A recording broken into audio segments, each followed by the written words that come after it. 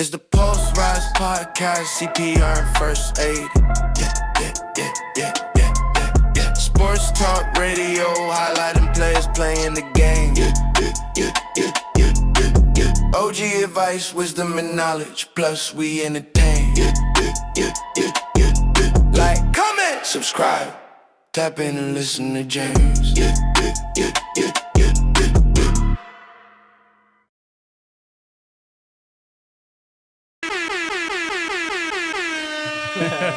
I like that. I like the intro. Yes, sir. Yes, sir. We got a special episode of the PulseRise podcast. We got some young energy in the building.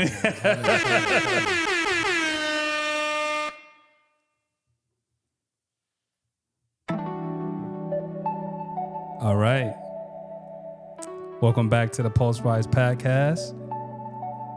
Training for the moments that matter most. Today, we got a young coach in the building that's really putting in work across multiple levels of basketball, from youth development to AAU to helping young athletes grow on and off the court. Coach Trey. What's happening? What's up? Happy to be here. So, man, Coach Trey's in the building. His name is his name through consistency, energy, and real player development. Right? So this is a common theme, player development. He's a current post-grad assistant coach working with Rocket Sports. Higher level. And helping develop athletes like Tazir Smith, Chase and Trey Nelson, and Farron Friend. We're gonna talk basketball, culture, coaching philosophy, player development, NBA playoffs. There we go. Lake Show, baby. Lake Show. Mental toughness, and just have a few, a real basketball conversation. Coach Trey, welcome to the show, brother. Thank you for having me. What's up? Good to see you again, man. Yes, sir. Always good to see family. Yes, sir, man. Yes, sir. Last time I saw you, we were in the semifinal, and you kind of just like we were in the semifinal, St. Michael, the Archangel Catholic High School. Mm-hmm. And, you kind of like, you pulled me to the side at halftime. You pulled my coat like, hey, you told me something about Amir. You was like, yeah, Amir, like, y'all need to play through Amir. It was something like that. Yeah. Shout out to Amir Savage, man. Shout out to Amir Savage. Yeah, man. Amir. Shout out to you, Amir. But yeah, that was in the semifinal. That was down at Benedictine. Yep. And you were down there. Doing what I do best, scouting, watching the game, loving the game. Yo, one thing about I noticed that, man, like you're in these gyms, man, and you were actually on the bench. I've had the privilege to share the bench with you as well. Mm-hmm. And one thing that I could say about you was that you're very like passionate about basketball. Yeah, very much so. Very much so. It's you're passionate about basketball. I thought that I was like a young, we were still kind of filling each other out. It was very early. That was this time last year. Yeah, Vista. Yeah, it was. Yeah, yep. It was. And I noticed how passionate you were. You had enough passion for both of us. Yeah, it'd be like that So sometimes. you had so much passion that I was quiet. That young passion is different. He had that youthful passion where he was just like, yelling and like, yelling at the kids and everything. Yeah. And one thing I'll say about you, man, is that when you were with when I was coaching with you, it was like one of those things, like your presence was definitely felt. Okay. Definitely felt, man. Like you definitely have a strong presence. You have really good leadership qualities. Coming from an OG. Yeah, thank you, OG thank you, advice, thank wisdom you, and thank you, knowledge. thank Plus, we you. entertain, right? There we go. Thank you. And yeah, man, you just like you have, one thing that I could tell that that's about you, man. You just have like a genuine love for the game. You genuinely like care. Yeah. I could see that. Very much so. I never got to tell you that. I'm telling you that live right now. I could tell thank that you genuinely cared. So, Thank with that care, man, we got to take it back to the beginning for you, man. Okay, right? I got We got to you. take it back Yeah, to the for beginning to sure. highlight you, For coach. sure. Where did basketball really start for you, man? Fort Knox, Kentucky. Okay.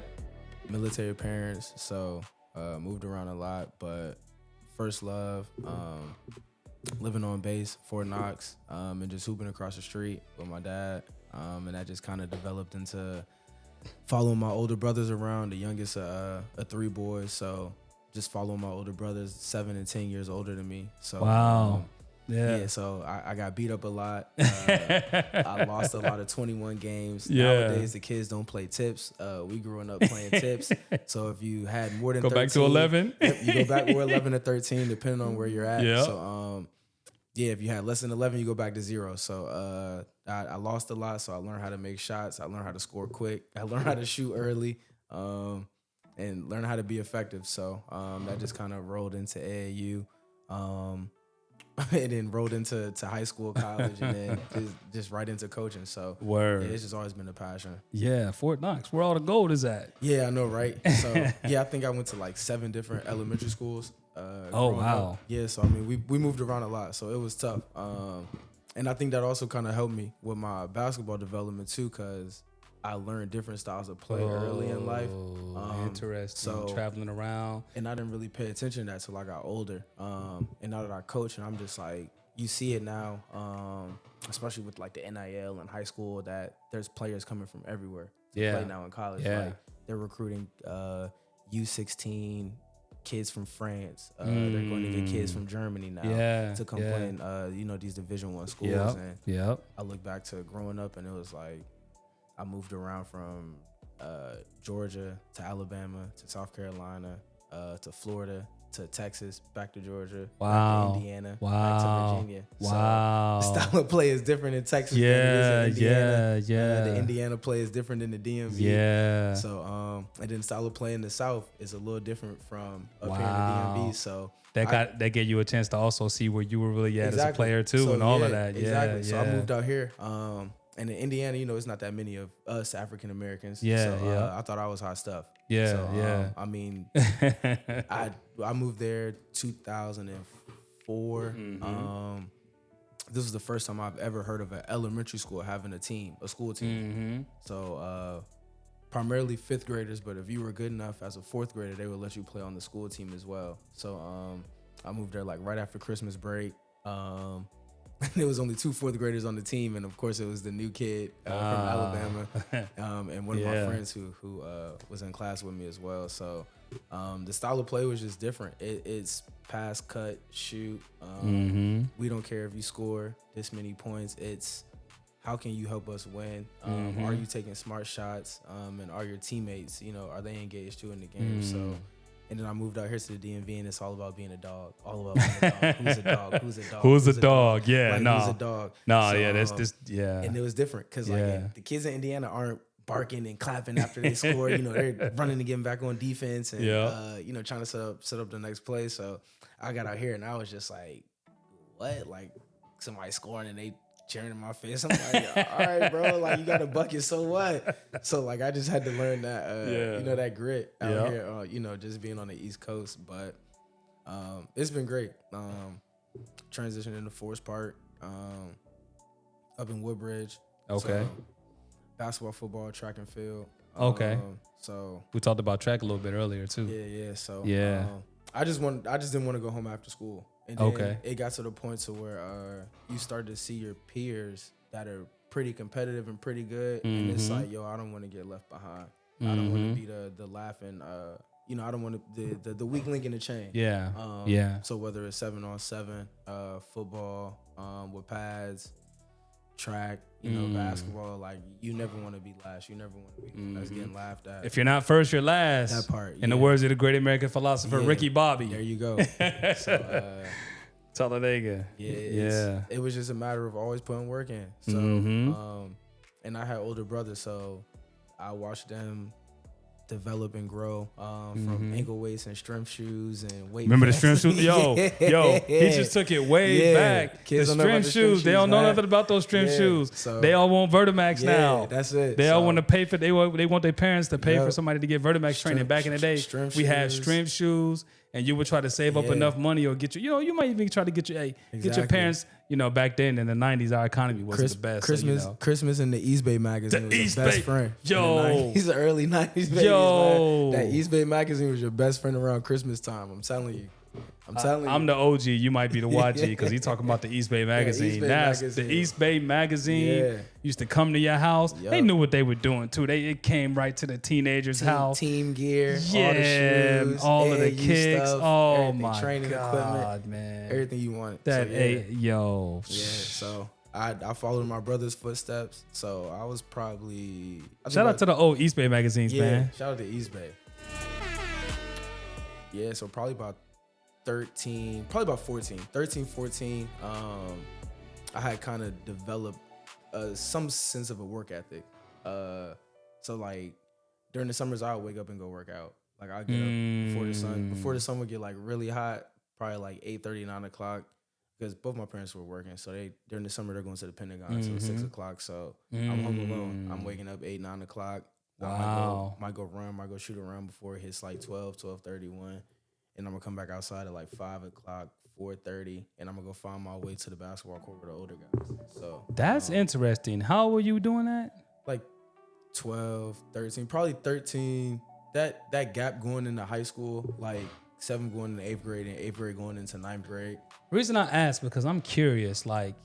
But I had older brothers though too. You did have older brothers. I was used to. You had the. I was used to okay. going out and playing with older kids. See, sociology is very interesting. You had the brothers that, like, I'm looking for, like, what creates a dog, like what formulas, Getting beat up early Getting in life. beat up Yes, early? losing early in life teaches you that you don't want to lose anymore. It's like, and so it's a mindset. Like if you lose enough as a kid and it's something that you love, you're going to learn how not to lose. Like it's don't let the youngins like, beat you in 1-on-1. Don't let them beat you in nothing. No, show no mercy. Show no mercy. I show no mercy. I do too. Show no I do mercy. too. I do too. No mercy. I do too. Yeah, that's how you get better, right? That's how I grew up. The older dudes wouldn't let me get nothing. Exactly. Yeah, so you had to learn, and that's what it was. Yo, sounds like you've been calculating, your own formulas as well, like what works, like what creates a dog. You see it. What creates that? What puts that chip on your shoulder? I was actually listening to John Jones talk about that earlier. Listening to the baddest men on the planet. John Jones got two older brothers that beat the dog crap out of him too. He's the middle brother. He's the middle. He's got an older. But Arthur and Chandler would beat him up growing up. His little brother. And they're twice his size. They're NFL players. Yeah. So yes, I was the youngest of 3. Yeah. That's crazy, man. But also, I had military parents, so Shaq. I was wired different, bro. Like I was wired different, and I joke. I'm older now, so I joke with my parents all the time. But I joke and tell them, I say, "Yo, we was in El Paso, Texas. I was doing PT tests at like 9 years old. Oh wow! Like 2-mile run. Fort Bliss. I was doing PT tests at like 8, 9 years old. Mind you, my oldest brother is a senior, and my middle brother is a freshman. I'm in 3rd grade. Oh wow! So you have a 9-year-old, a 14-year-old, and then a 17-year-old. Yeah. We were working out as a family. That's crazy. Like in El Paso. Yeah, yo. 90 degrees at 8 in the morning. Shout out to the Army for creating dogs. So, now, Trey, what made you fall in love with basketball? What made you fall in love? No, excuse me. What made you fall in love with coaching instead of just playing basketball? Honestly, that's a great question. Honestly, seeing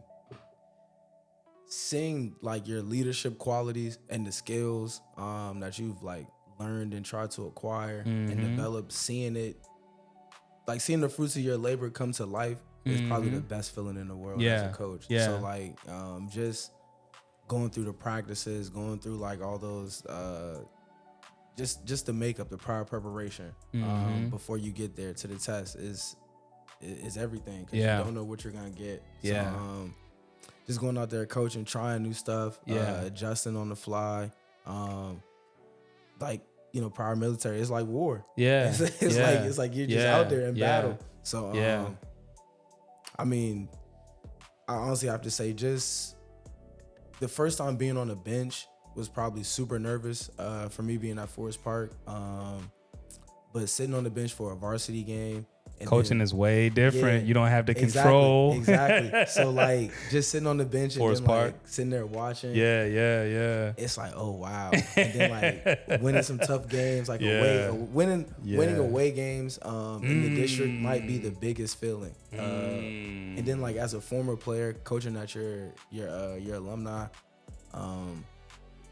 it's no better feeling going back and beating like teams that you have prior beef with. So going back into Potomac and beating Potomac on a Friday night feels good as a Forest After Park you graduate. left. Oh my God. Oh yeah, like, it feels great being Potomac. You fell in love with it, huh? But so just from the start, and then I mean I was always super competitive. And it's a way to channel your competitive energy. It's a way to channel that competitive fervor that you have. You get to still live vicariously, and it's one of those things, man, where it's like, once you realize that your job as a human is to like gain information through this journey and then pass it down, you can't do anything else with it. So it's like, and then just being the big homie that you wish you had. Exactly. That's what drives me. Yeah, it's just kind of like being like the guy that I wish I had growing up, so that's like what drives me.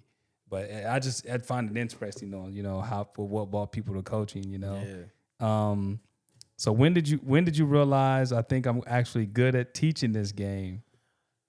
I'll probably have to say, it took me a while, because honestly I didn't know what I was doing. Probably my first 2 years of coaching. Probably I stepped away from a higher level. I was helping coach 17U as an assistant coach. Shout out to higher level. Yeah, up in Northern Virginia. So kind of stepped away and I took a kind of a smaller role, but coaching grassroots. So not really coaching at the hoop group level, but more like Charm City Zero Gravity event, and coaching kids who need development. Kind of was like, okay, I can do this. Cause now it's more so coaching coaching kids who already have the skill and the talent. It's more so just them being mentally tough. And then like the conditioning and things like that. Coaching kids who are coachable but don't have the skill work sometimes all the time in the development is a better place where you want to be at. Because those are the kids who are going to probably run through a wall. For sure. So just taking that step back and then finding kids, like you said, who want to be coached. And then who like you said, like just kind of being the big homie to some of the kids. Man. It starts to rub off on the kids and now you see it. And now they're like, okay, like your game is getting better. Like you're a little more swagged out now. So yeah, it's just been a blessing. Well, you are a good coach, man. Thank you. It feels like just yesterday. I appreciate that, man. It feels like just yesterday that I heard you yelling at one of my kids. Just yelling at one of what was his Christian Myers. Oh yeah, young boy Christian Myers. Shout out to Christian Myers too, by the way. Hey, and it's funny because I told Christian this time last year during Vista that he was gonna be first team All State. Yo, that's crazy. I told Christian last year the goal is to be first team All State next year. And that's what happened. Shout out to you, Christian. I remember you yelling at Christian saying, "Hey, Christian, smack his hands down. Smack his hands down." Yeah, man. Christian get mad. Yo, man. Yeah, nah. Like shout out to Christian. Shout out to you for giving him that great advice. Yeah. For those hand checkers. Yeah, I'm telling you, all point guards out there, smack the defender's hand down. If he's hand checking you, smack the hand down. It feels like just yesterday, man. Nah, congratulations to Christian, man. He had a phenomenal season, man. Phenomenal season. What's harder, coaching younger kids or older kids? Older kids. Older kids is definitely harder.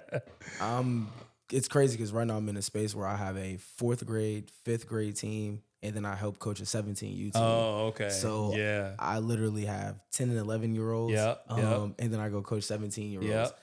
The 17-year-olds, by far, coaching older kids by far is harder. They think they're SHIT on stage. So no, you see it. Yeah, and it's like, yo, look, like we run actions, we run schemes, 2-man game, 3-man games, different scenarios and things like that in AAU. So when you have these advantages, take advantage of it. And it's like, you guys are 17 trying to get scholarships and things like that, and you can't identify a mismatch on the floor. I know. Like, I know. I know. So, you know, some of that is because they don't watch basketball too. At all. They don't watch all. basketball. Listen, y'all need to watch basketball.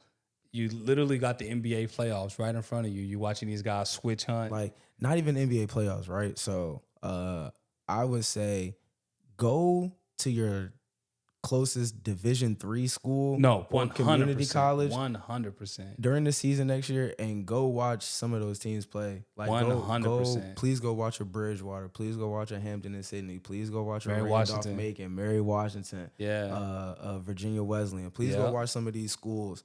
And if you don't think you can compete at that level, then you should go find a community college and see if you can go start off there or go post grad. Mm-hmm. So yeah, it's a lane for everybody. For sure. Yeah.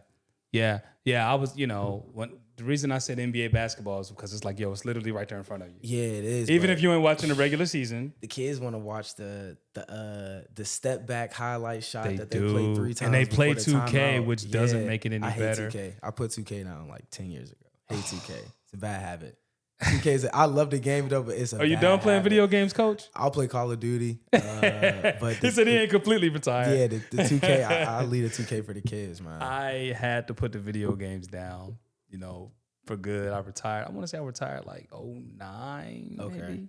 It was just I'm telling my age right now, Coach. It's too much, man. Kids, some of the kids are like, I wasn't even born in 09. Exactly. But just like understanding like some just basics of the game, man. Mm-hmm. And again, like, I said that's why really, again, even just watching basketball, period, I really feel like you can get I guess when I say watch NBA basketball, something that worked for me growing up. I just loved basketball. I watched college. Mm-hmm. But yeah, there's a lot of schools, specifically here in the state of Virginia. A lot. During basketball season where you can go watch. Shout out to Mary Washington too, yeah, which is right down the street. Shout out to Preston White. Some of the guys from Northern Virginia, higher level elite guys. Preston White, man. Preston White. Yeah. And we got Mary Washington winning the championship. There we go. Yo, like it's shout out to Randolph Macon too. Randolph Macon the guys. Yeah, man. It really is easy to just go watch some of these ball clubs. Yep. Just get in these gyms. Again, I know you always in the gyms, always. Watching these games and stuff like that. So, but yeah, kids, that's actually some great advice, man. Just go to some of these games and try to, see what, try to envision yourself on the floor, and try to learn from these guys. Watch the little things too that matter. Taking the ball out. Like how quickly after the opponent makes a shot, how quickly can you get the ball out and then get up the floor? Like that is a Well, sometimes kids, like if a shot is made, they'll get the ball out of the net real slow, turn around, give the defense time to set up. Look like, and I yell at my kids. I yell at my 4th and 5th graders. I'm like, hurry up, take the ball out directly under the backboard. Oh my God, hurry up, get the ball in. Yeah, yep. No, you gotta hurry up and be ready to go. Mm-hmm. So that's a lot of that is about mindset. So what's the biggest misconception about being a young coach? Because you're a young coach. I don't know what I'm doing, and it's crazy. Like, I don't think you understand how many times there's NBA coaches a little older than you, like, and some there might be some around the same age. So it's I guess I'm younger than I look. Yeah. But even still, like, I've ran into so many coaches, and it's like they look at me, and like I'm real quiet before the storm. So like pregame things like that, like I got my headphones on, but I'm cranking DMX. Or like like I got some like Busta Rhymes or something going on. Yeah. You're just a little younger than Joe Mazzulla. Joe Mazzulla is he 37 now, or was he 37 when he took the Celtics? I think he was 30. I think he's 37 now. Okay. He was younger then. He was like 35. So like it's crazy. It's just like people think that I don't know how to coach. Yeah. And then like that tip off goes up. Yeah. And we get on your ass a little bit. You can make an argument that the young coaches are actually we're taking over. I agree. The young coaches are taking over. I agree 100%. And it's not a bad thing. No. Well, when you talk about relatability, for example, like, that's what you need. Like me and you probably have like a 10-year gap.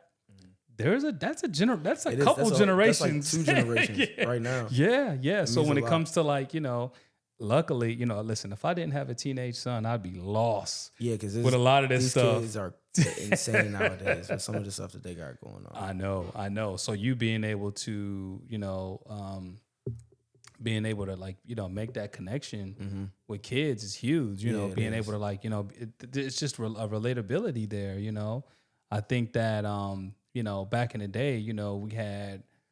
NFL was Bill Parcells and the Wade Phillips, the Fear Factor coaches, Buddy Ryan, I felt, and then NBA was like Pat Riley, and who else do we have? Coaches. Phil Jackson. Coaches used to wear suits back in the day, full suits, full suits, sweat all under the suit, and now you started to see these younger coaches. I feel like one of the of course, you started to see these younger guys come in, and they're like, early 40s and late 30s. Tomlin with the Steelers. Yeah. With basketball, it was of course Tony Dungy is another guy that was a younger guy to coming in. Basketball, again, we talked about Joe Mazzulla and Eric Spoelstra, Tiago Splitter. Tiago, yeah, like, I just remember him playing. Exactly. Is he one of the first guys that you saw play transition into a coach? Like that smoothly? I think so. Okay. I mean, like you said, like Tiago was just playing in the playoffs. Yeah. It seems like a couple years ago. Yeah, but it does. It's like 10 years now. Who was the first coach that I can remember that I played that transitioned into a coach?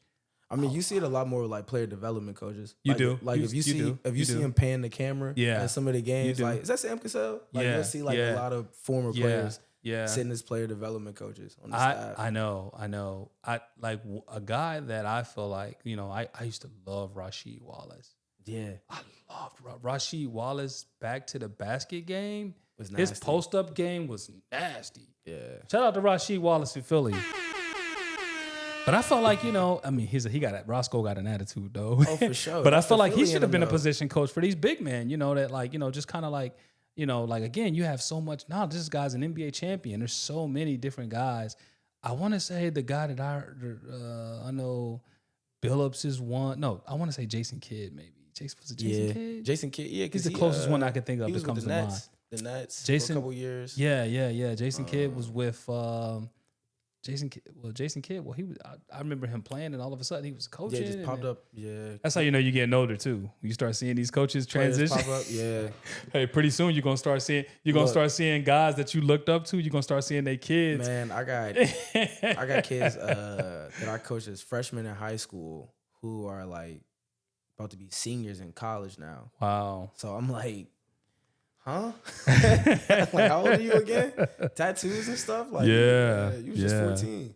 Yeah. How do players respond differently to younger coaches? Hit or miss. It's a shout out to Coach Frank out there too. Yeah, it's a hit or miss. Because you have the players that will respond in a positive way. Yep. And then you have the players that have never had a player coach. Yeah. So they're not used to the tough love and then the actual love afterwards. Yeah. So it's tough. Honestly, as a coach, because you just have to know your players. Yeah. You have to be around them, build that relationship. Yeah. I mean, there's been days where it's like you just call them over and just like, hey, like, what's going on? Like, like you okay today? Like, school good, everything good. You ate today. Like, and you never know. That might be the day they break down. And again, you know, closer like, to some of those memories than what I am. You know, like listen, I'm so far removed, and people older than me, I can imagine, you know, how far they are removed, you know. Yeah. And I think that, like, you know, again, like, you know, just culturally, you know, like I like listening to like the horror stories from like those older coaches, like back in the day with like George Karl. You know, you hear a lot of horror stories with like him and like the way he was handling Melo, exactly, and Kenyon Martin and stuff like that. And it's like, yo, like maybe, you know, and shout out to Kenyon Martin, man. Yeah, Kmart. Shout out to Kmart. I love seeing that brother on, and shout out to the podcast and Gil's Arena.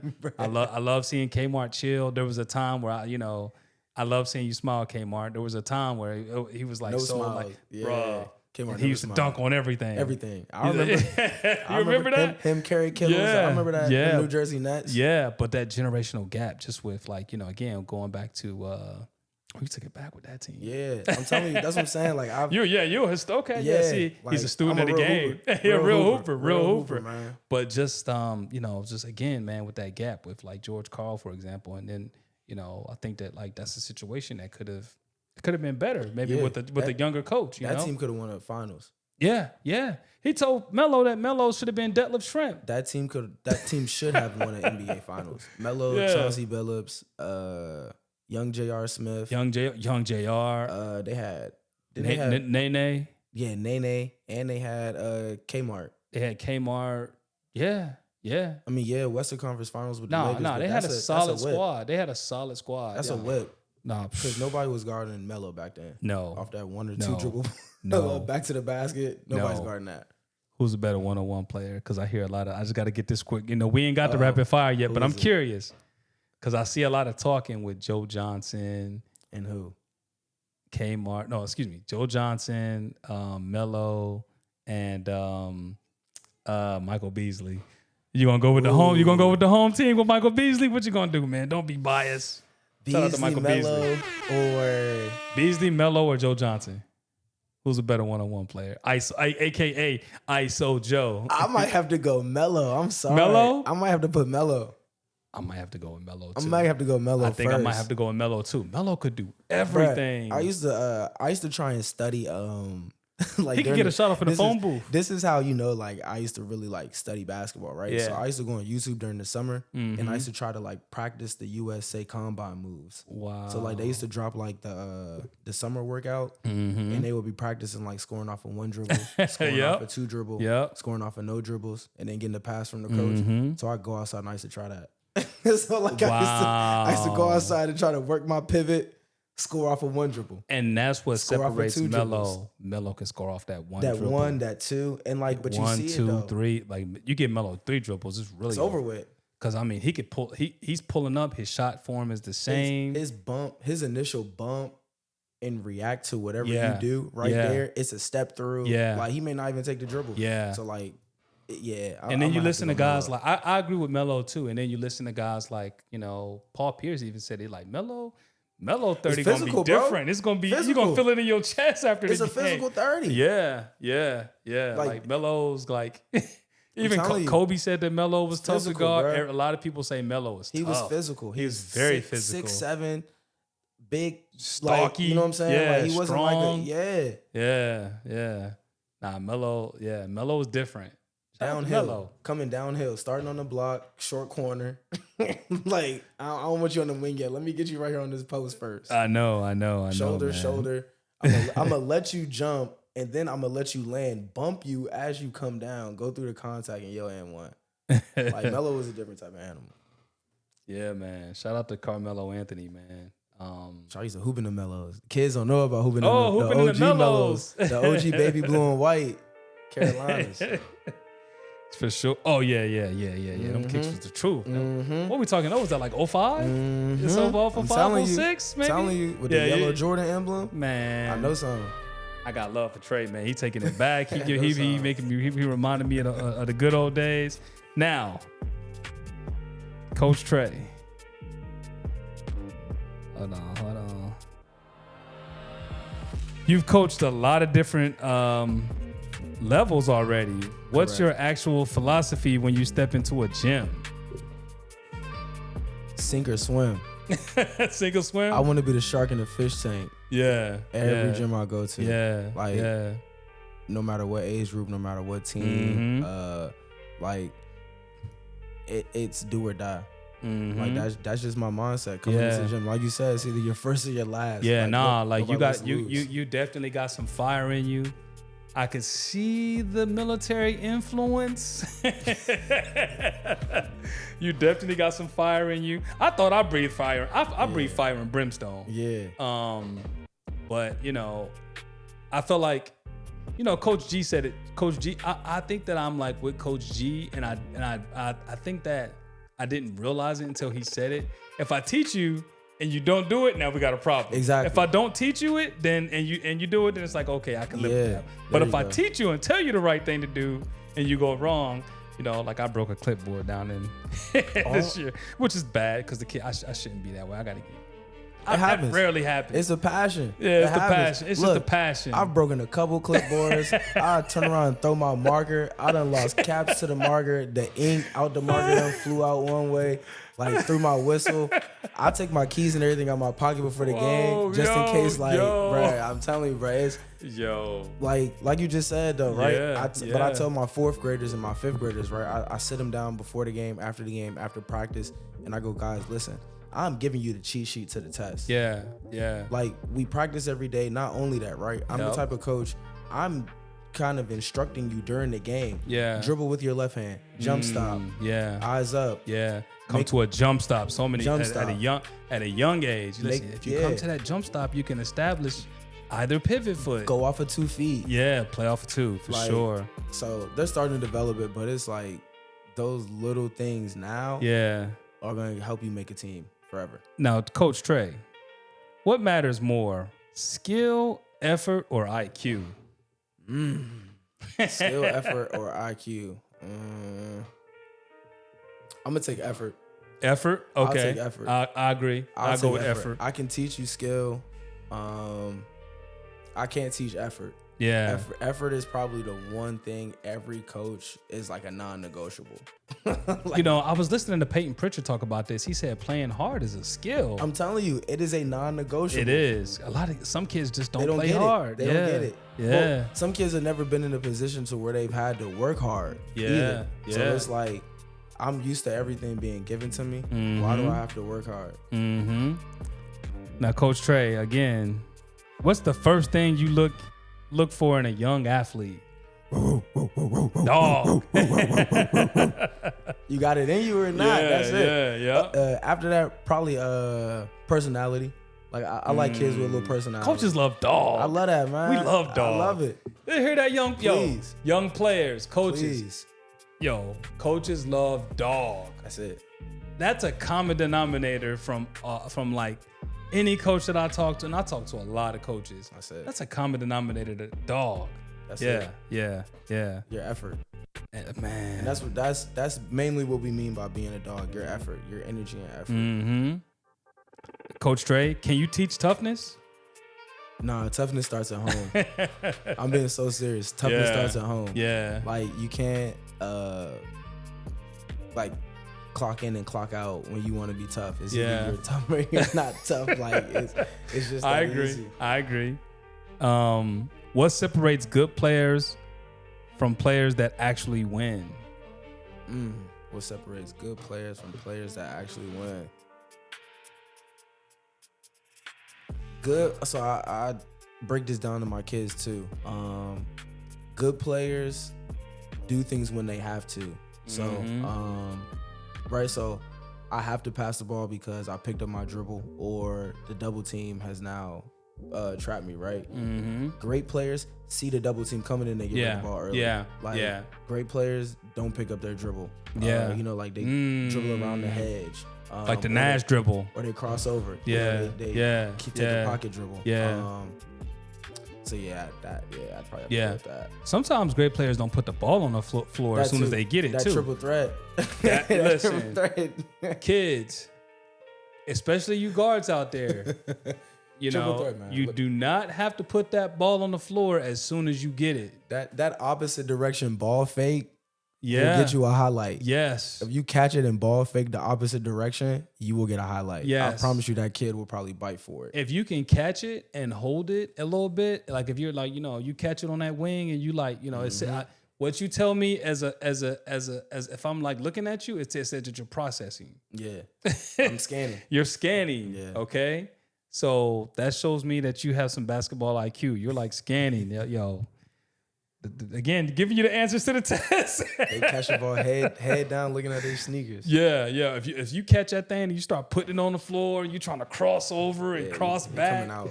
Yeah, like now you're trying to do too much. If you catch that thing sometimes and you just like look and see what you got. Assist. All right. Quick assist. All right. Okay. So how important is body language, Coach Trey? Everything. Body language is everything. Yeah. Me coaching post-grad and kind of being in that recruiting space now going into a new season. No matter what gym I'm at, if it's a Rocket kid, a sponsored Rocket kid, your body language is everything. Like you never know who's in the gym watching. No, 100%. Parents, coaches, post-grad, sponsorship, fundraising. Yeah. Like you just never know who may be watching your program. If you're an AAU program and you've got multiple age groups, you don't want your fourth and fifth grade to be the rambunctious group, and then the rest of your teams are, like they meet that standard. Like you kind of want it to be leveled across the board. So body language is everything. I agree, and a lot of kids don't realize that, and it's hard to tell kids, hey, don't do things. Kids out there, don't do things for other kids. Yeah, do things for authority figures. Stop being cool. Being cool is sometimes it's cool to be corny. Yes, like stop being cool. Stop being your cool. Teammates.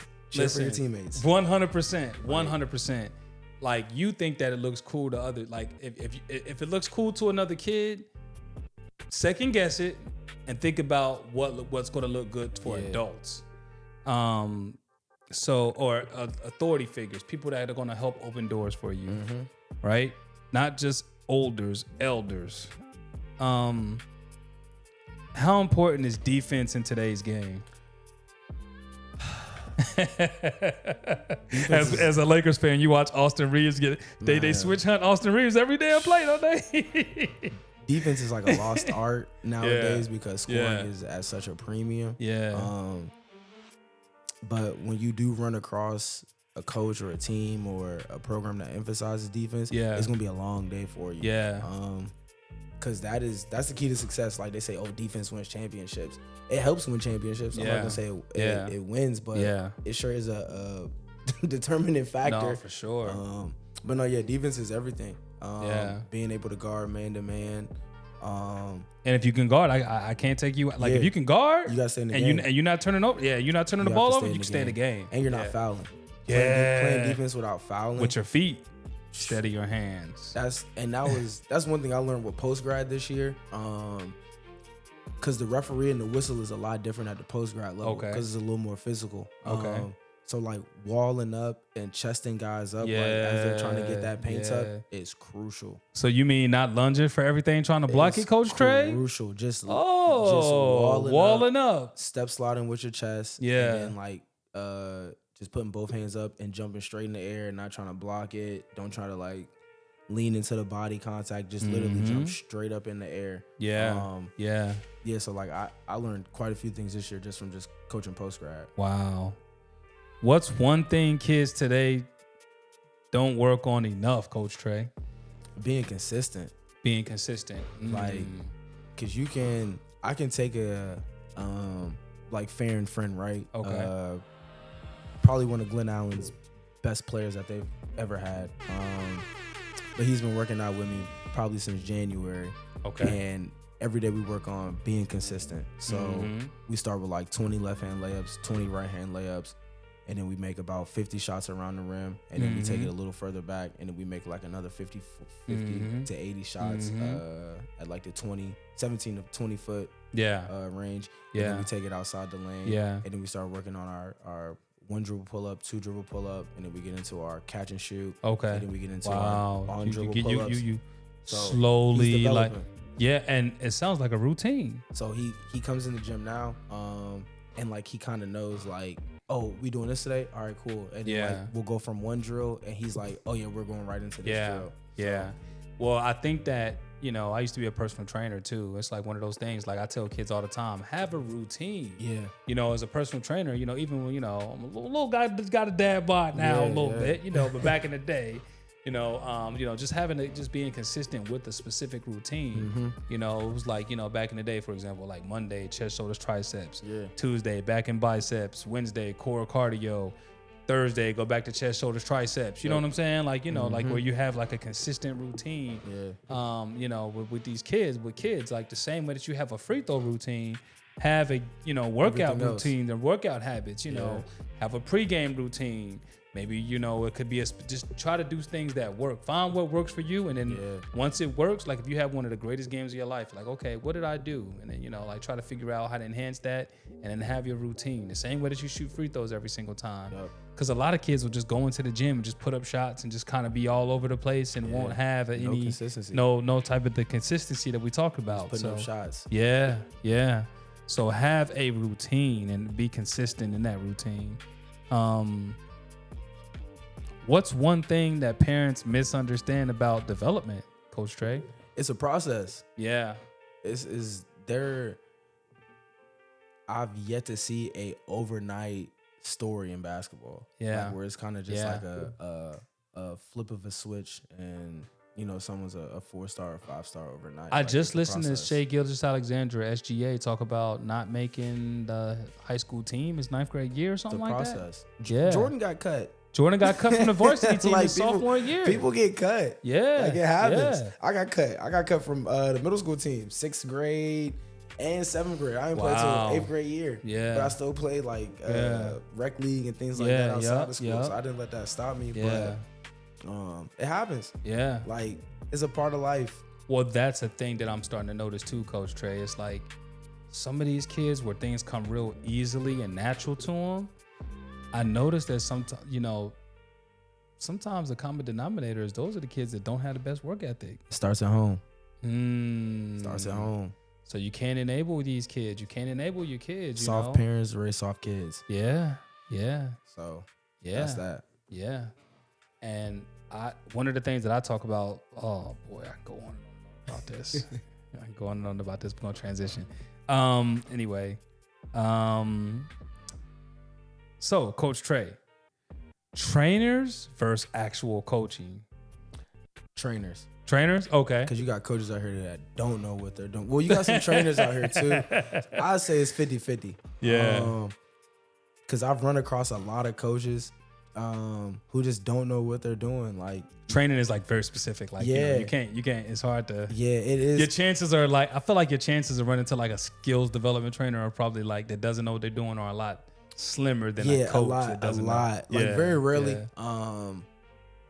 Yeah, especially nowadays, like you'll have better chances meeting a really good trainer before you meet a really good coach. I agree with that because it's like coaching could be one of those things, like where you could just kind of fall into. And coaching is like more responsibility, to be honest. They hire coaches off of relationships. They do. So 100%. It may not even be like someone who meets the requirements all the time. Yeah, but for sure. They meet that personal relationship. So the business.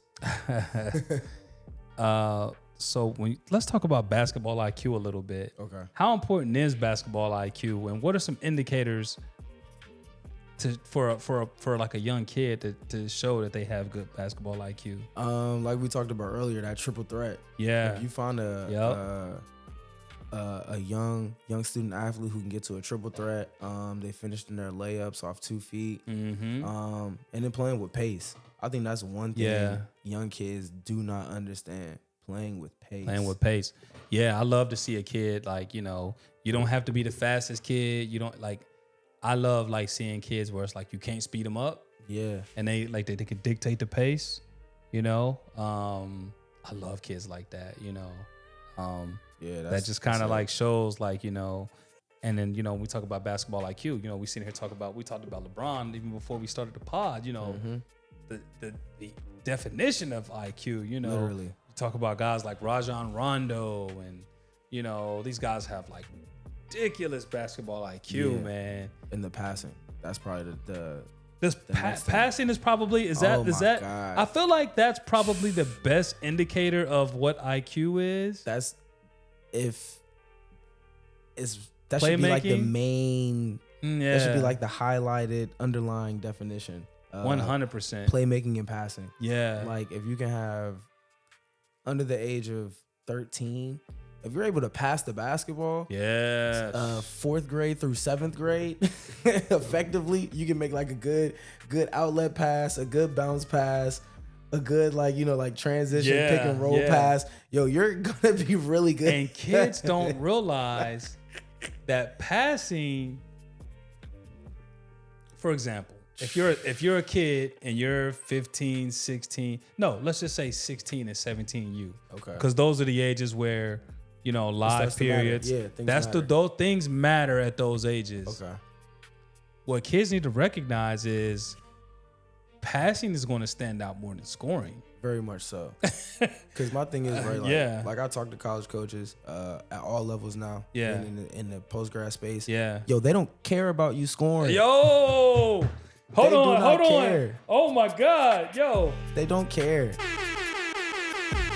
Like, they do not care. You're, Coach Trey, like, I'm trying to tell you.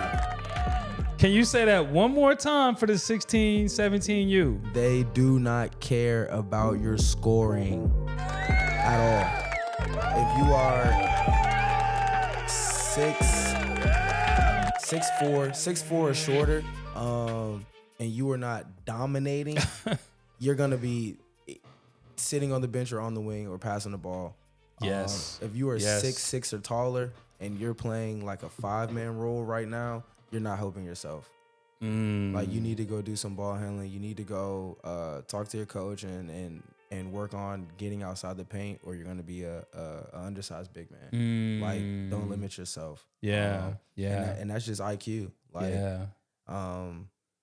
being able to catch the ball in multiple areas on the floor and make plays just only helps your recruiting. So Passing. yeah, that passing is key. Like passing, like not just passing on the perimeter either. Yeah. Just like passing, like, if you, just passing, screening away, not Yeah. like actual, like you setting guys up for Like, assists. Yes. Like, pick and roll. Yes. Dragging the roll man underneath out so Yeah. that you have enough space for the pocket Yeah. pass. Yeah. Like, being able to see the extra one more pass. Like, yeah, it's an art. I know so many kids that are bucket getters. I don't know a whole lot of passers. Exactly.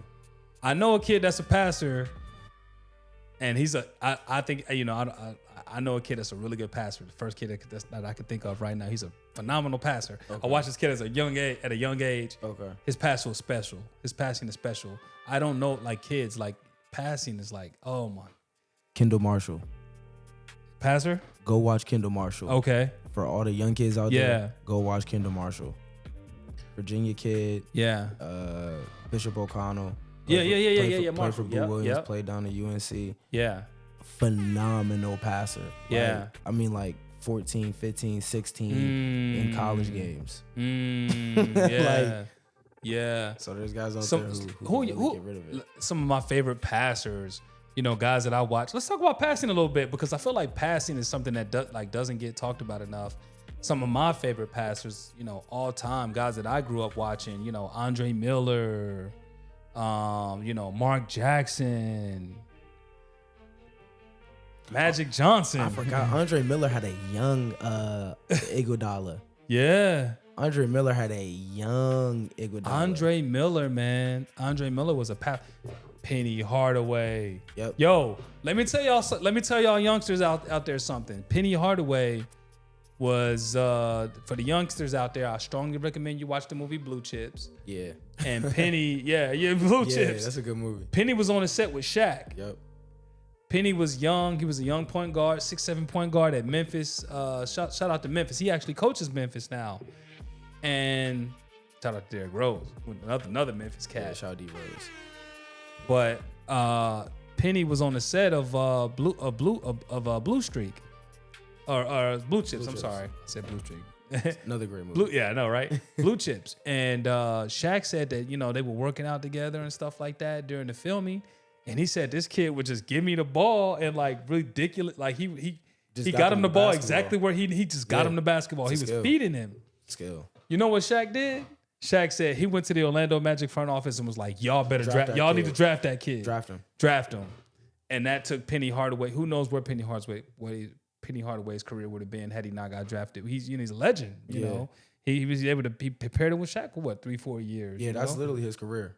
Yeah. Penny's Hardaway, his career is literally right there with Shaq. Like those Shout out first to Penny, couple years. man. Yeah. So you young kids, man, passing is like everything. Who are some of your favorite passers, Coach? Ooh, some of my favorite passers. Jason Kidd was another one. I felt like he had eyes in the back of his head. J. Kidd was phenomenal. Yes. But I like Jason Williams. White Chocolate. White chocolate. Shout out to Jason Williams. White Chocolate was another passer. I mean, of course, I can't forget Rondo. West Virginia. Rondo. Rondo was a monster. Rondo. Bro. Growing up watching Rondo was that kind of speaks to the IQ. Like, Rondo was insane. That no look wrap around to the Rondo was insane. Yeah. Darren Williams was okay. Darren Williams used to get a few assists. Yeah. Mr. Big Shot himself, Chauncey Billups. Chauncey was a passer too. Chauncey had some dogs. So many he did. He did. Chauncey had a whip. He did. And and it's like, there's a lot of high flyers out there. Like, listen, if you know how to get these guys the ball. Thank you. Oh, man. Thank you. You young boys out there need to learn how to listen. You don't got to be a dunker. Make it easy on yourself. Learn how to throw the dunker the lob. With, that dunker going to want to play with you if you can throw him the lob. John Stockton. Shout out to the high flyers out there. John Stockton. He said he had his career was so long because he played with his feet on the ground. Yeah. Like, we got to emphasize this, man, because there's some kids that just want to shoot the damn ball every time they get it. That's it. And they don't know how to pass. That's it. A lot of these college recruiters are saying that these kids don't even know how to throw a post-entry pass. Yeah. That's like a big common denominator. Bad. So, I didn't mean to be too long-winded on passing. It's a key. It's a key factor. That's a very big key factor. Okay, so kids wanting highlights instead of fundamentals. What do you think about that, Coach? Because I feel like that's a big thing. Social media. A lot of these kids, these cameramen. Shout out to the cameramen out there. Some of you guys do some great video work. I blame the parents. I'm putting it on the parents. You're putting it going back to the parents. If I'm a parent, and I'm coming to an AAU event and my child is not dominating, like all 4 games, 2 games Saturday, bracket play Sunday. Yeah. If you are not dominating, I mean, like the best player out there, what do you need a highlight tape for? You have a highlight tape of you warming up, putting your shoes on, and you might not get in. It's literally just you in the warm ups. Yeah.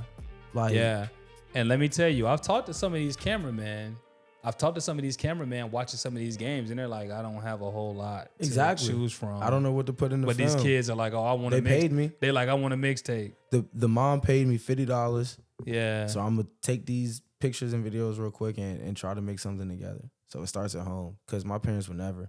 If I'm not producing, what do you need new shoes for? Do you want to win more or do you want to have a highlight more? Exactly. I think that's like winning basketball.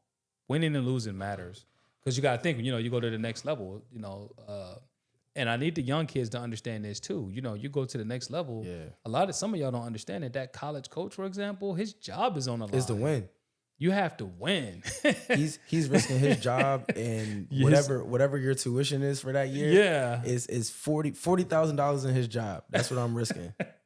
His livelihood is on the line. So you got to make sure that you're winning. You're playing winning basketball, right? Making the right play, making the right read. Yeah. Accountability. It's a big thing. Yeah. Yeah, that's a really big thing. I feel like accountability is a big thing too, like for a kid to be able to like take, say, hey, it's hard to look at yourself in the mirror and say, hey, I'm doing this wrong. Yeah. Even for us, as coaches, but we're a little bit more older and more mature, but as a player, like that's huge accountability. right? Because self-awareness is everything. You say, hey, I'm doing this wrong. And then, if you don't say I have a problem or I'm doing something wrong, then how can you change it? Yeah, right? no, that's huge. I talked to my fourth graders because we're kind of in that development stage of getting over the hump. Okay. Of like finishing games and learning how to like when the dominoes start to fall, we can't let all of them fall. Yeah. Like 1 or 2 is okay, but we can't let all 30 of them fall right then. Yeah. So after games, when we have a tough game, I bring them all together and I'm like, hey guys, look, like, what didn't work that game? Okay, well, how do we get better? Okay, now what have we done in practice that has prepared us for this?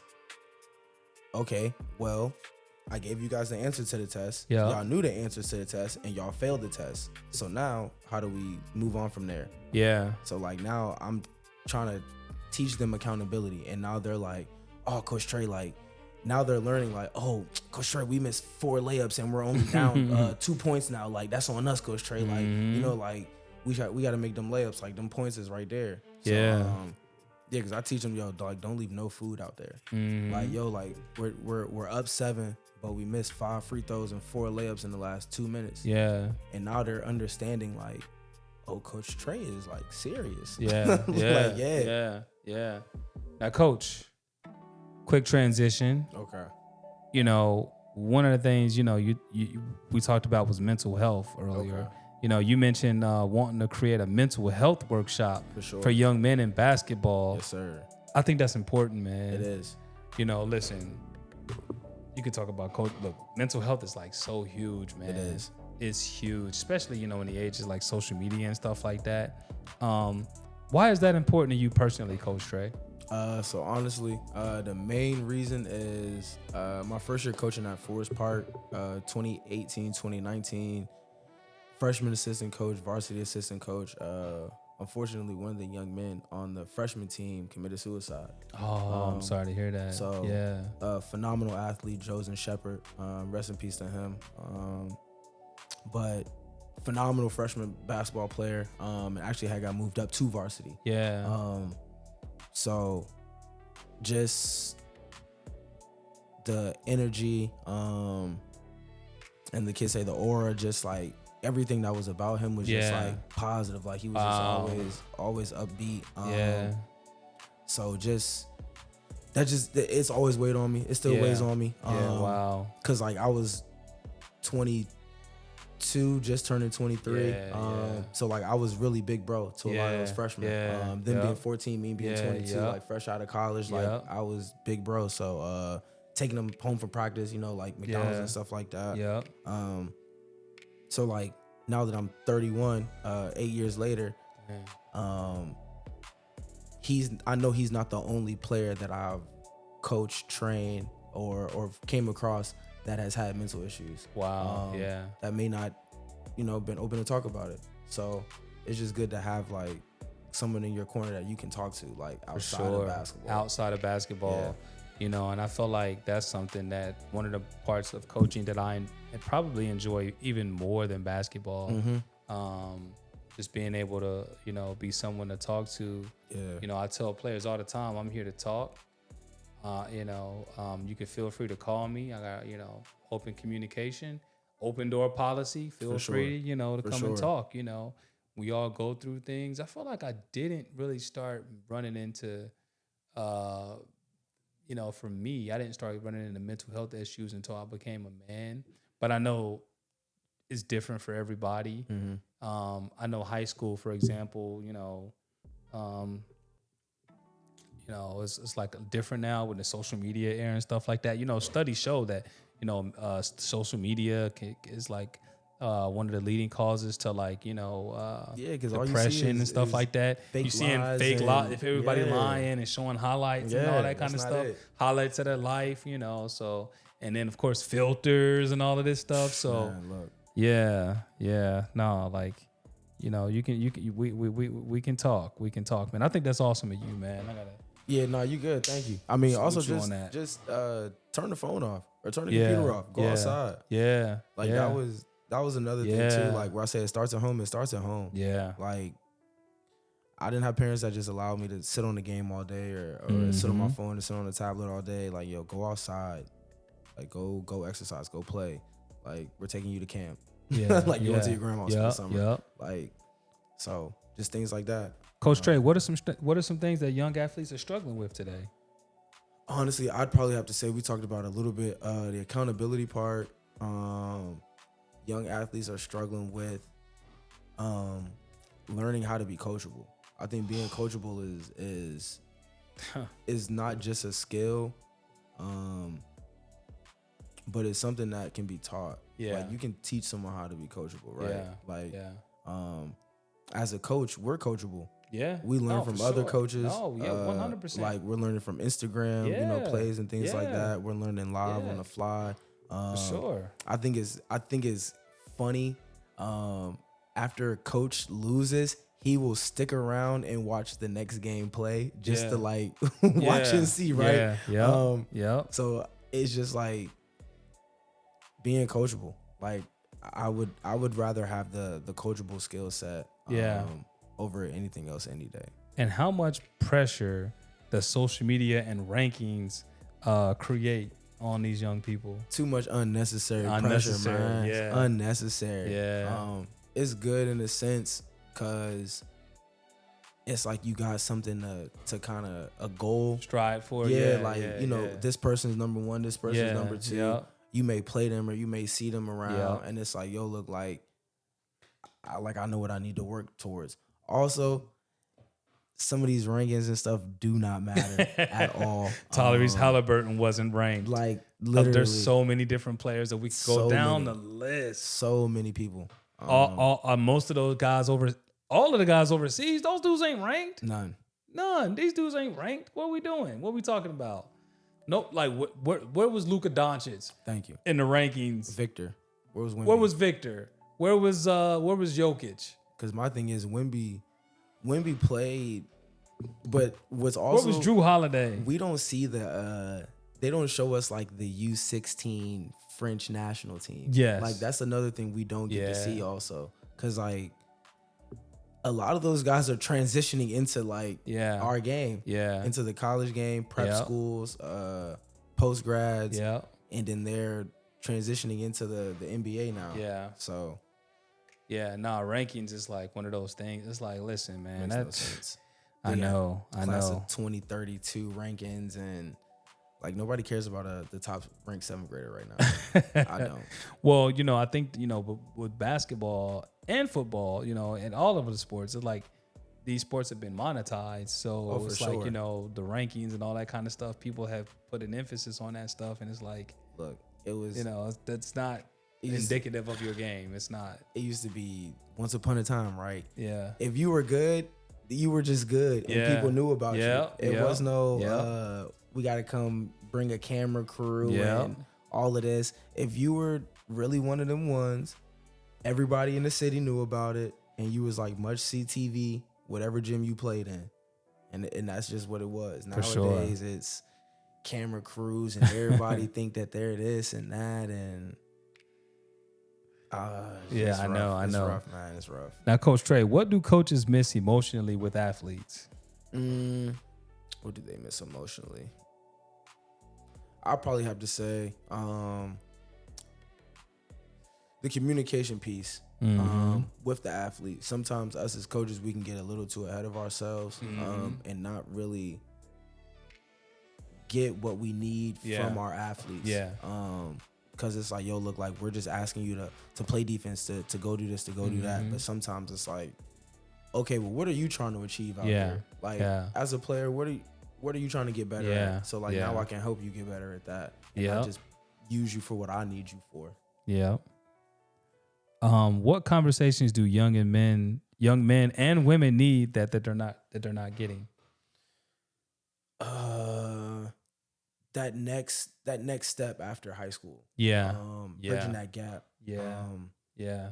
Just as that's far why we were like that. Yeah. Like it's finding your lane, and sticking to it. That's probably the biggest thing for like post high school. because going off to a 4-year school is not for everybody. Yeah. So No, like, yeah. go get your 2-year Yeah. associate's degree. Yeah. Stay home, stay local, Yeah. stay on community college Yeah. campus, small city. Yeah. Go get a trade. Yeah. And everybody's journey is not the same. Yeah. But you still can end up at the same destination. Like, Yeah. you know, everybody's walk of life is different. You don't know, you know, sometimes, and that's why you just cheer for everybody else, because it's like maybe it's their time. Mm-hmm. So just be happy for them in their time. What's meant for them is not meant for you. Exactly. What's meant for you is not meant for them. You know, so everybody's, you know, flowers are different. Yeah. You see flowers bloom early, you see flowers bloom late. You see that in nature. You see that you see it in nature. This plant, listen, I'm a gardener, right? I got plants right out there in the back, you know. I got stuff that blooms early, I got things that bloom late. There you go. Sometimes the things that bloom late bear more fruit and vegetables than the things The that stuff bloom comes early. There you go. You know what I mean? Yeah. So I mean, you know, it just, you know, that's just how it is with people. We're just small manifestations of this thing we call planet Earth. And, you know, it's like, listen, you know, you just have to be happy for everybody and just cheer for them because it's their turn, and just, you know, pray for your turn to come, and just continue to have the consistency there you go. to arrive at your time, right? Yep. Yeah. What role should coaches play beyond basketball? Everything. Yeah. Your basketball coach is honestly probably going to be one of the most influential people in your life. Yeah. My AAU coach, shout out to Coach Danny.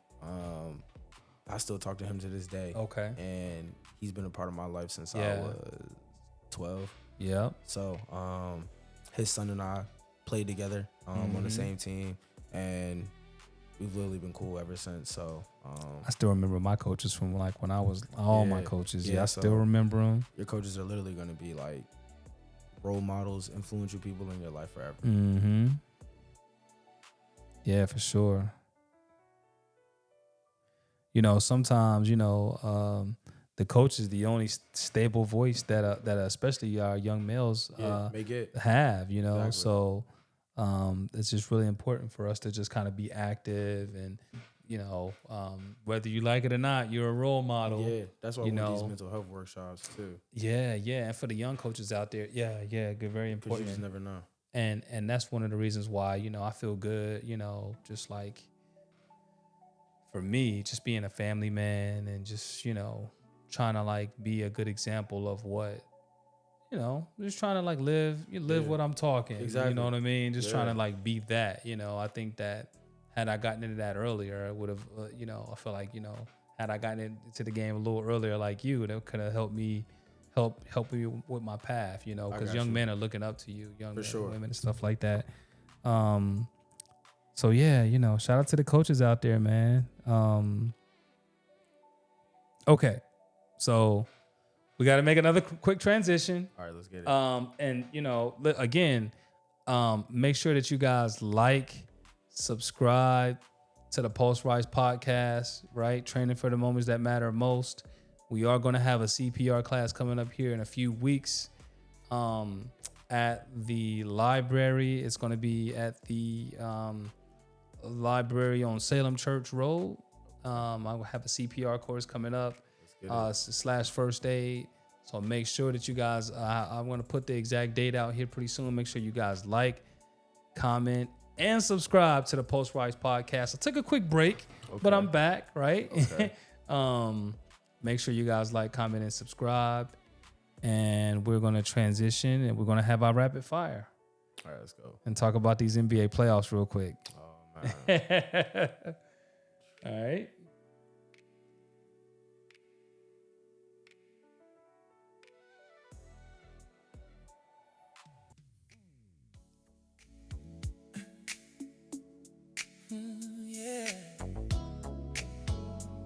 This podcast is brought to you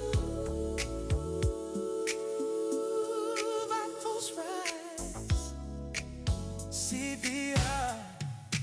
Ooh, yeah. That's a 96.3. Yeah, I like that. I like that. Yeah.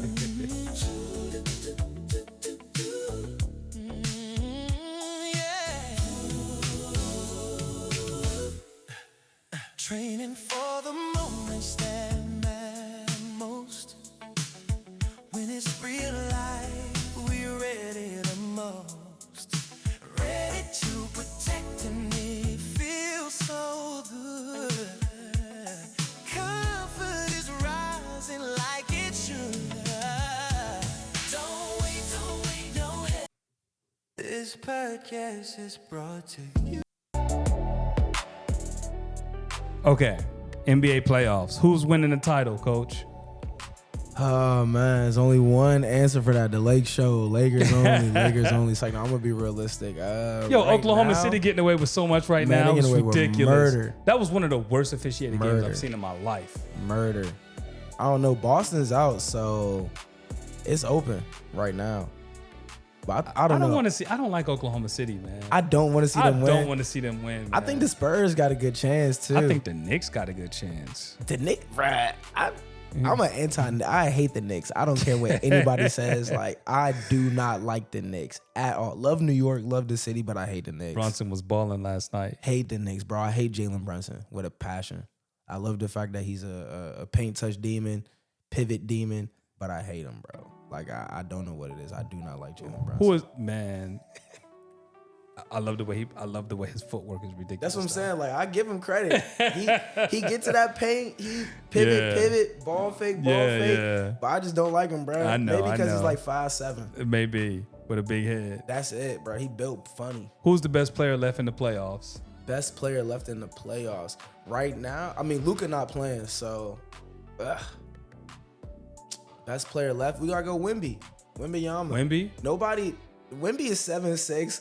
Wemby. Some of the things he does during the game, like if you watch like a Spurs game, Wemby will get the offensive rebound, pull it out, and like he'll literally just like dribble the ball on a block and direct traffic, and then go into like a reverse pivot, turn around, jump shot, and it's just like you can't do nothing about it. Wemby is crazy. Like you can do nothing about it. Wemby is crazy. Like come downhill. He's the Euro best player step. because offense and defense. Bro, he's a. You know. People literally are scared to drive and get a paint touch. I know. No, he's the best player. He's Like, the best player. They get to the elbow and literally just retreat. He's the best dribble. player. I agree with that. Yeah, As he's much as I insane. want American players to dominate the league, Yeah, bro, Wemby's we need an insane. American player to dominate the league. Ant-Man, you better step up. Nah, for real. Ant-Man, we need you to step up, man. Yeah.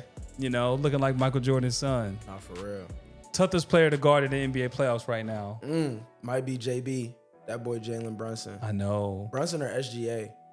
Cause like I'm gonna go Jalen Brunson only because he's left-handed, and like when Jalen Brunson puts you on his body, it's not on the right side. He's doing it on his shooting side. I know. So as soon as he lifts, I know. bro, like you I can't know. you can't I do know. nothing with that. I know. You I know. can't do I nothing know. with that. I know. Then the pivot.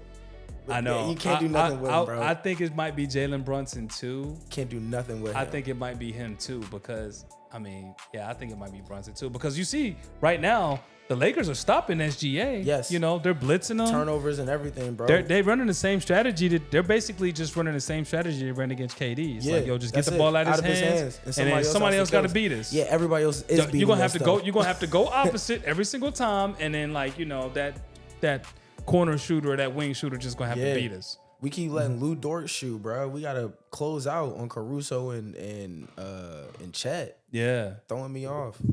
AJ Mitchell, we just letting everybody get a bucket. Most overrated player in the playoffs right now. Most overrated player in the playoff, SGA. Yo, Foul merchant.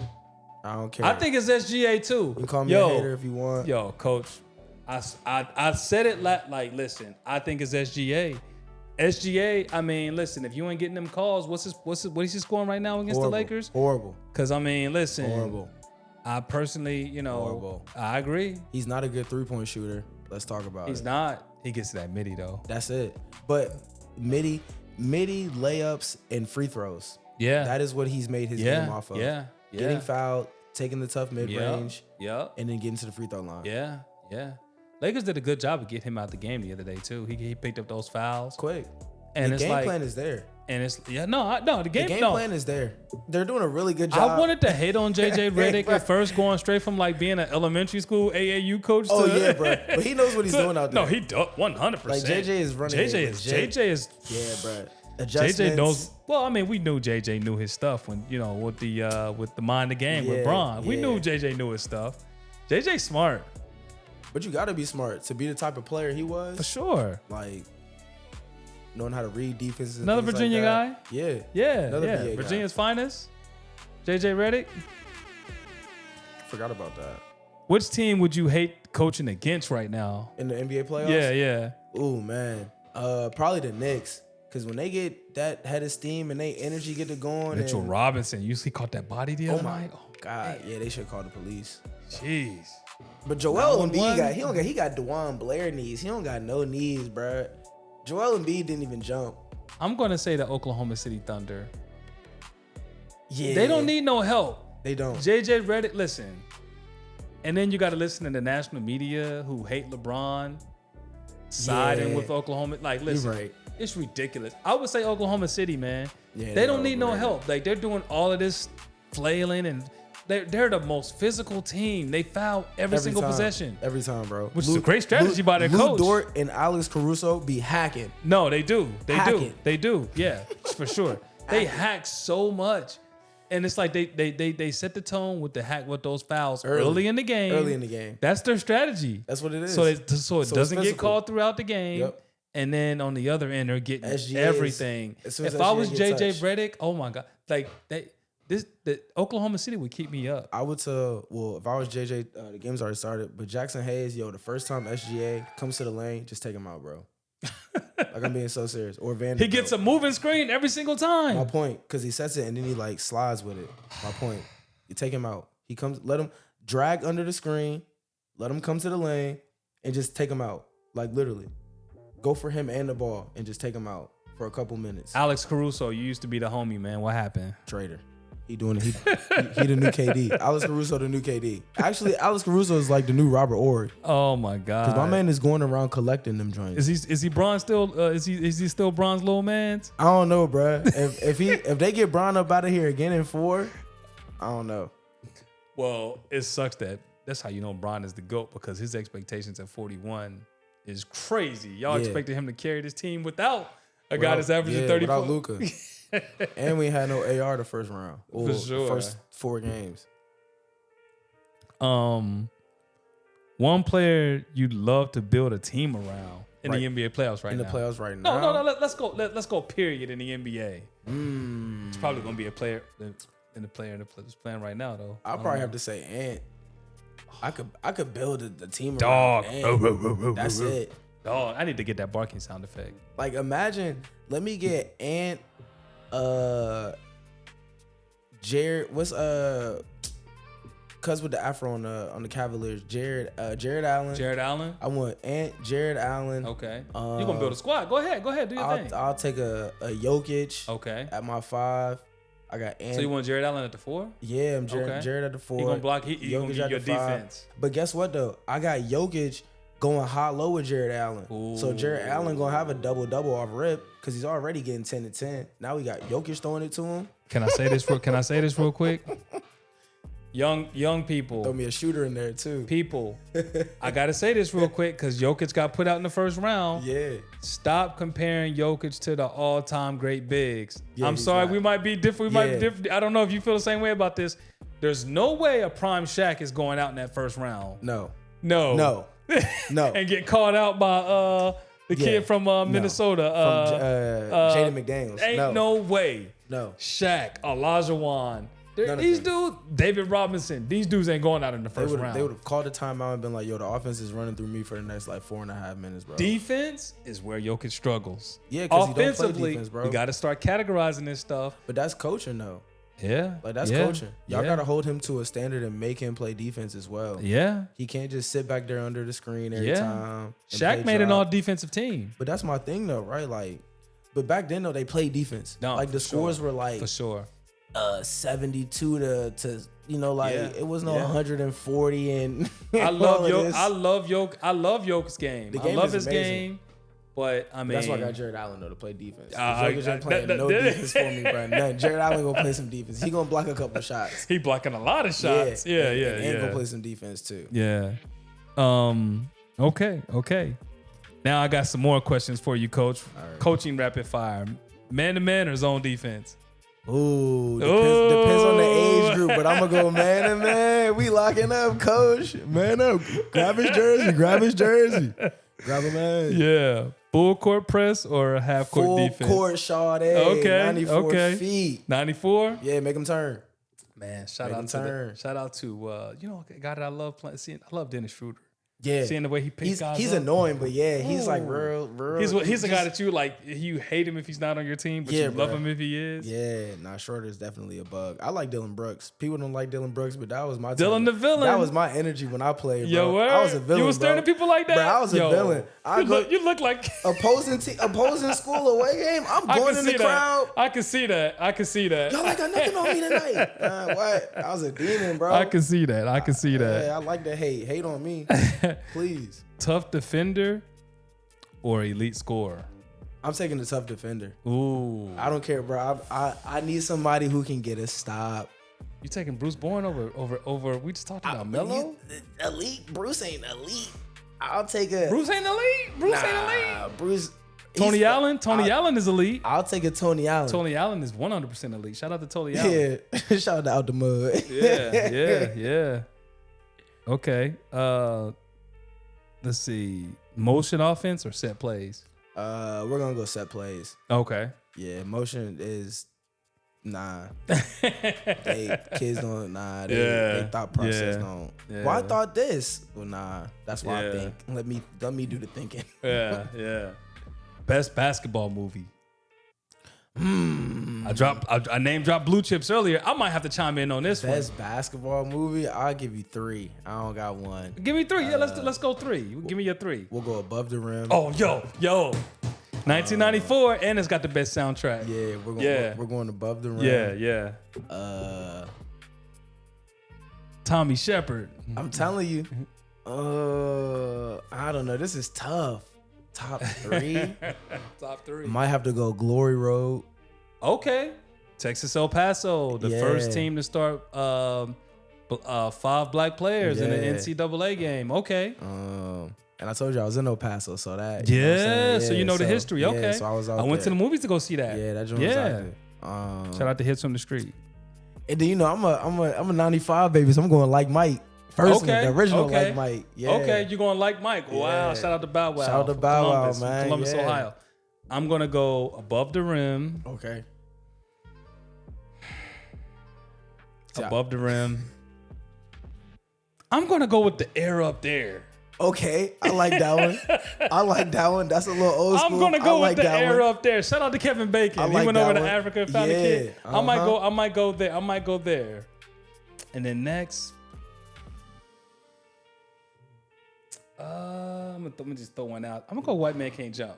Yeah, like that was gonna be my honorable. I'm gonna go with White Man Can't Jump. That was gonna be honorable mention. I'm gonna go with that one, man. I love Wesley Snipes growing up. Bro. You know, Wesley Snipes was a dark skinned dude doing everything back in the day.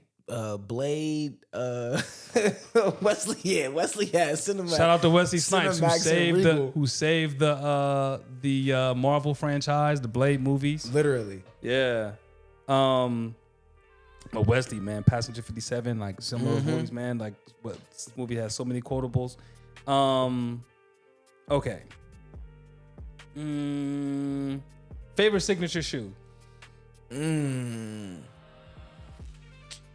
See, these youngsters don't know about them first LeBrons that came out. The very first pair. Very first pair of LeBrons. I'm either go with those or we talked about the Melos earlier. But I'm a Jordan guy. I'm a Jordan guy. Okay. 9, 10, 11, 12, 13. I'm gonna go with that Jordan 4. I'm old school. The 3s and the 4s, bro, they've been growing on me because I'm getting older now. But I'm telling you, bro, like I just couldn't do it. Just wait. Look, time is on my side. You're gonna be with that Jordan 4 in a minute. I got a couple pair. They just stay in the closet though. I swear to God. 9 through 13. That's my little swag right there. Hardest thing to teach young guards? Composure. Keeping your composure. Yeah. Because as a young guard, you're gonna face a lot of adversity. You're gonna turn the ball over. Like you're gonna not even just turning the ball over, right? As a young guard, you're gonna like face a lot of different type of guards. Oh yeah. Like you're gonna face the tall, lanky guard. You're gonna smack his hand down. you're gonna have the short, short, stocky running back. That comes out there. You're gonna have the the hefty guard. Yeah. You know, Yeah. rest in peace to my man Joe Turner, but you're gonna face left-handed guards. Yeah. That might be the toughest player to guard, like a left-handed player. Yeah, for me, it was always those little stalky I guards told you, them that little were running quick backs. that could get up under you and Them little Ty Lawson that type was tough. guards, bruh. tough, man. I hated those dudes, man. Yeah, nah, the shifty hezzy guard, the little hezzy. Yeah, bruh, that used to get yeah, me all the time. yeah, I used to yeah. hate that. Yeah, it's for me. It was full court. Now half court, you're Yeah. okay, but getting past that, Yeah, getting no, past I that got half you. court line, it's Yeah. like, yo, those kids guys pick you up. Yeah, that's a different type of Handle got to be tough.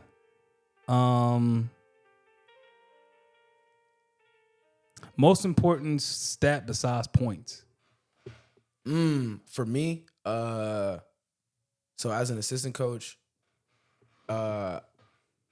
it's a blend of I'll do offense and defensive rebounds, Okay. and then turnovers. Okay. So I look at like during the game we've shared a bench before. Yeah, so, for sure. Turnovers, offensive. I see you rebounds. counting those offensive rebounds, yeah, coach. for sure. Yeah, Me- offensive me too, rebounds, me too. defensive rebounds. Yep. Mhm. Turnovers. Sometimes I'll do the layups, Yeah. like made and missed layups, Yep. and then free throws too. Made I'm and not missed free only throws. counting our offensive rebounds, the other team's offensive rebounds Yeah. as well. Like that's like It's an a important. factor. That's a big factor. It's a big factor. You know, that's a huge factor. Like they have 6 offensive rebounds and 12 points. All of their points clearly are coming from the offensive rebounds. So it's No. like Yeah. like Big. no, those stats are important. In yeah, yeah. Y'all better box out. Coach Trey gonna get you. yeah, quick. Greatest point guard ever. Bias. I'm going Magic. Lake Show.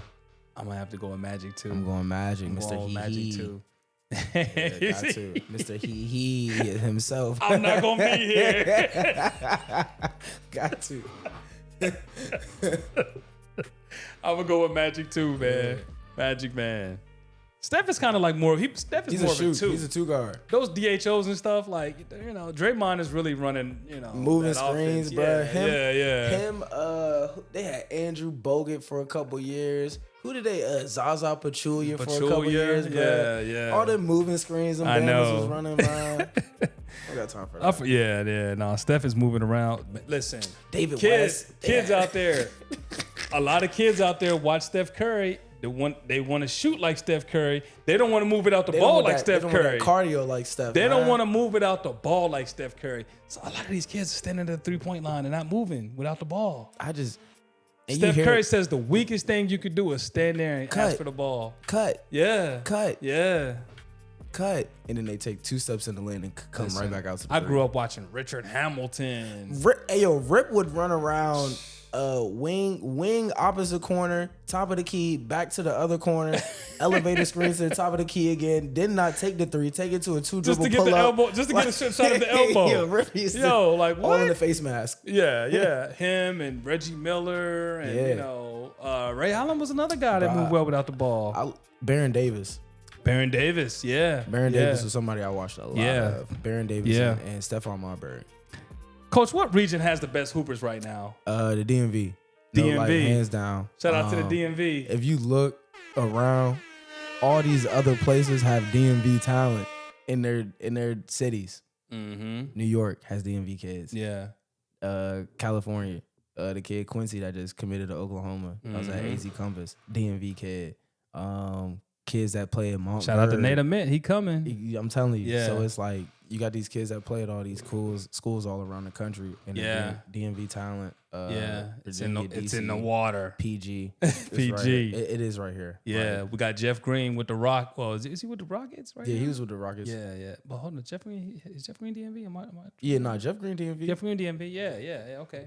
A lot of people. Crazy, Jeff Green, KD, KD, Quinn who else still Cook. playing? All the young boys playing right now. Yeah, It's so yeah. many young bulls playing right now. Yeah. That's from the DMV. Like you said, St. Francis. They put a few players out. 757 got some few players. I know they don't really consider the DMV, but I mean, it is what it is. Bishop Virginia, O'Connell. Virginia is still Virginia. Yeah. It's so many Shit, Richmond different. too. I mean, Yeah. who was the kid that was at John Marshall that got drafted a few years ago? Real tall kid. Drawing a blank. Isaiah Todd. Okay. Yeah. I think Yeah.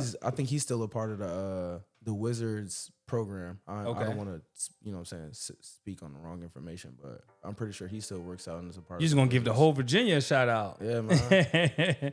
He extended it. People watching is gonna be like, "Dang, Richmond ain't DMV." Yeah, man. It is. What it is, man. Hey, look, I make the drive from the DMV to Richmond, so I'm kind of making the exception. I'm the one exception right now. Got you. All time starting five. All time starting five. We gonna go point guard. We're going tall, so I'm going Penny Okay. at the point. Okay. 2 guard, I'm going Kobe. Okay. 3, I'm going Braun. Okay. 4, I might go Dirk. Okay. You want to stretch it out? Oh, Okay. for sure. You gonna have a power big. I Yeah. already know. And then 5, You going you Shaq? already know I'm ain't going you? Shaq. I already know. You already know that. Come on now. Nah, that's Shaq, unstoppable. Shaq, Dirk, and Kobe. And then I got Cole and Penny. Come on, man. Braun and Penny could take care of all the ball handling. Exactly. And then all Kobe got to do is just shoot. 1 dribble pull up, 2 dribble pull up, coming off a downhill action after Penny get the paint touch, little cut and slashing Kobe and Braun. Then I got Dirk catching it off the short wing. No MJ in his top 5. No MJ. No, we ain't running no triangle over here, man. We ain't doing none of that. He said Phil Jackson ain't coaching his Yeah, team. man, no. No MJ. I want the high low. He got post Braun action. on that top 5 though, and that starting 5. Yep. Go. Okay. Another transition, coach. All right. Parent yelling from the stands, yes or no? Yes. Okay. my wife is yelling from the stands, by the way. So as a coach, bro, I love it when my parents be turned up. Yeah. That- She be yelling defense. I love that, bro. Yeah, when I look over there and the parents be turned Yeah. up, come on, play some defense. Shout out to Miss Horton out there, bro. too. Hey, Shout out to what's all the going parents. on? Shout out to Yep, all the yep. moms, man. Yeah. Are kids today soft? Yes. And it's not a bad thing, right? Yeah. It's just they're not drinking from water hoses like we was. Yeah, growing it's up. just the way the world is now. Yeah. That's true. That's true. Worst AAU habit.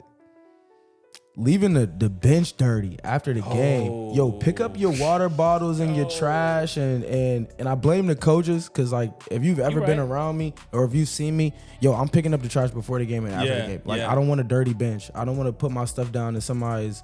I put my book bag down and now it's in somebody's old Gatorade or something that spilled. You know, in the military, we leave areas better than we found thank it you, when thank you. when we leave. Like so. I said, it starts at home. One thing every coach secretly hates. Miss layups. Oh my! No left, coach. Like or He not smoked the finishing. layup. Yes, make the layups. It's the worst. Or miss free throws. It's the worst. It's a high percentage shot. Easiest shot in the game. High percentage. Make your free throws. Favorite post game meal.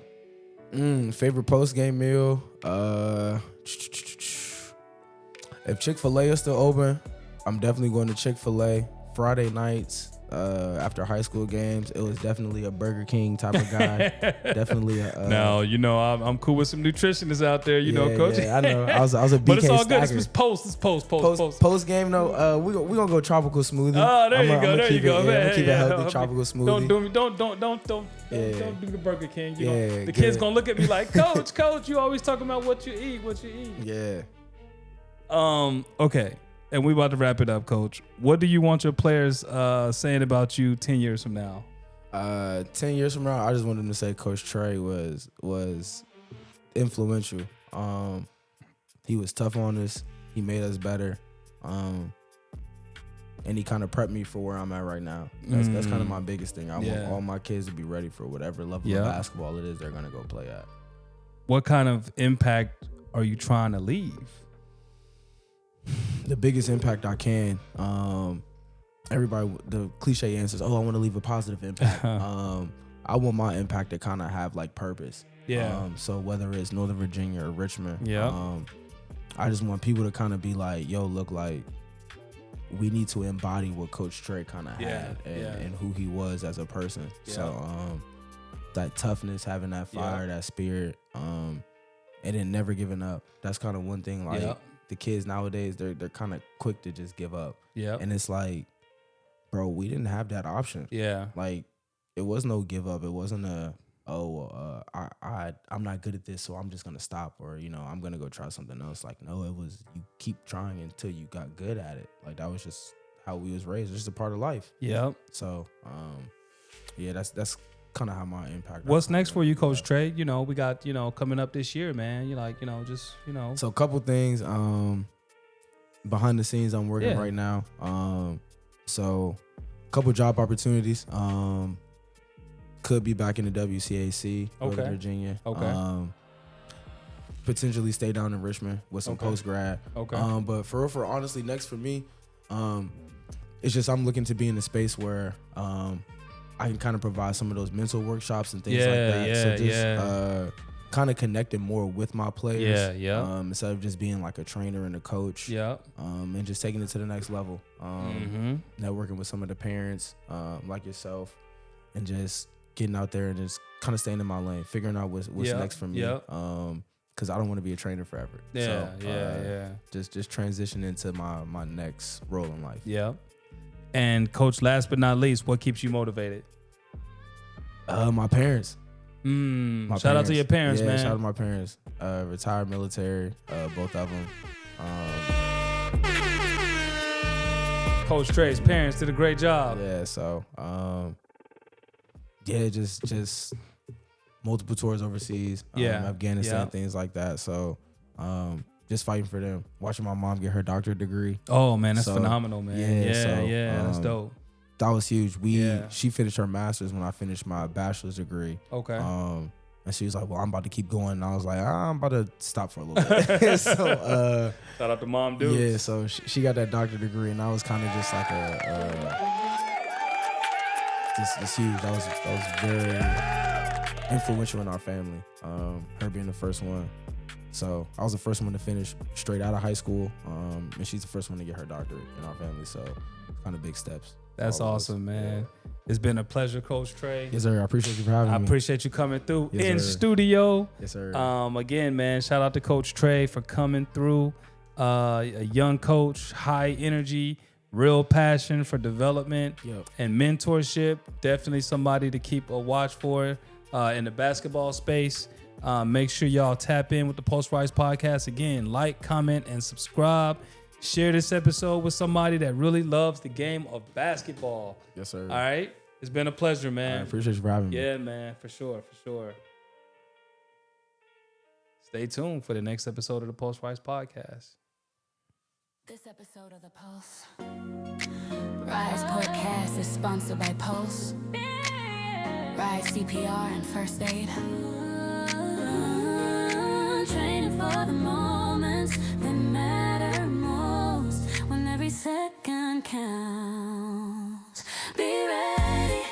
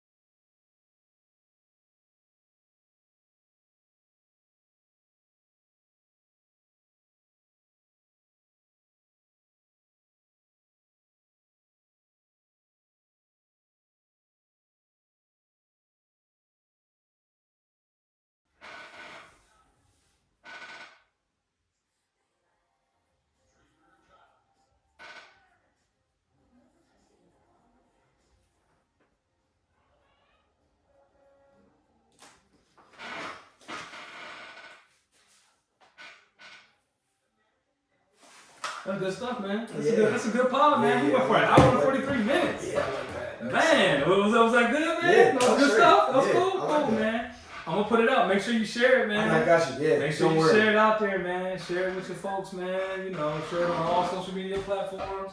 I'm gonna put the clips out there. I felt like we might have a lot of clips. Yeah. So I gotta like go through it and edit it and all that stuff. Oh, that's cool. Like, yeah, that was straight. Yeah. That was straight. Yeah, man. Hopefully the game is on. I know.